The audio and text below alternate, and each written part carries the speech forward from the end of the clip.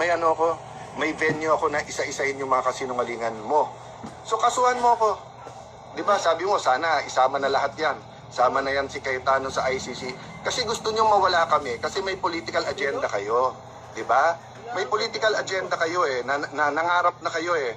Mananalo presidente nyo, mananalo si Vice President Lenny, mananalo ka senador, then ikaw susunod na Vice President, or kung ano man yung mga pangarap nyo. Pero hindi nyo matanggap that people choose eh. Di ba? Let me address this now to Senator De Lima. She started out by saying, Alan is the last person in this world to talk about human rights. You should be the last person to talk about due process. Wala kang karapatan. So, let's address that. Ano po ba nakalagay sa Philippine Constitution, ma'am? Kayo po, ma'am, ang naging Secretary of Justice. Di ba nakalagay, no person shall be deprived of life, liberty, or property without due process of law. So si President Duterte po ay isang person. Person po siya. Sabi po ng Constitution, no person. Ako po, person din po ako. So paano mo sasabihin you're the last person who should be talking about it? Wala pong last person sa Pilipinas ang pwedeng pag-usapan ng human rights kasi para sa lahat yan. Hindi lang para sa advocates at pseudo-advocates and sa politiko yan. Ang human rights ay para sa lahat, no? So, okay, let's go now to the issue na ayaw niyong sagutin at diretso. Paulit-ulit kayo sa Rome Statute, sa rules ng ICC, sa batas ng mga pinasa natin. Ang sabi ko nga sa inyo, i-assume na natin na valid at may jurisdiction sila. I-assume nyo na rin na valid din yung warrant. Hindi ka pwedeng dumating sa bansa, i-present mo na lang yung warrant na yan, tapos isasakay mo na sa eroplano at ililipad mo na. At kung yan ang ina-advocate nyo, napakadelikado niyan.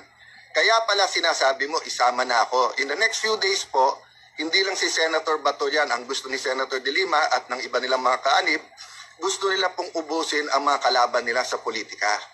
Dahil hindi po to human rights agenda para kay Senator De Lima, ito ay isang political agenda. Diba? Si President Duterte ba ay binigyan pa natin ng pagkakataon? Nakita niyo naman sa video, sabi niya, anong pagkakasala ko, anong ginawa?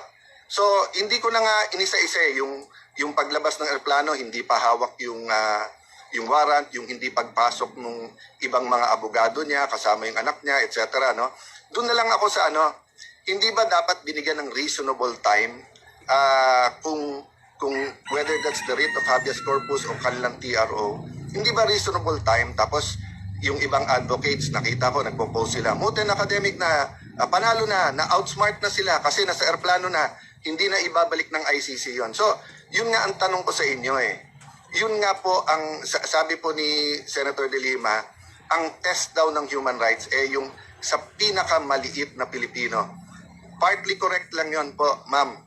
Ang test po kung ang human rights ay applicable sa lahat. Kinat out nyo eh. Sa pinakamakapangyarihan, sa pinakamaliit, pareho ang karapatan sa human rights. Parehong may karapatan to seek legal remedies, pareho na may due process. So I'll jump, no? Doon sa legal remedies. So sabi nung iba, bakit bibigyan si Duterte ng pagkakataon? Yung mga pinatay ba may pagkakataon? So first and foremost, parati nating dinidistinguish yung extrajudicial killings. Ibig sabihin yung patayin mo na lang. Di ba? Walang trial.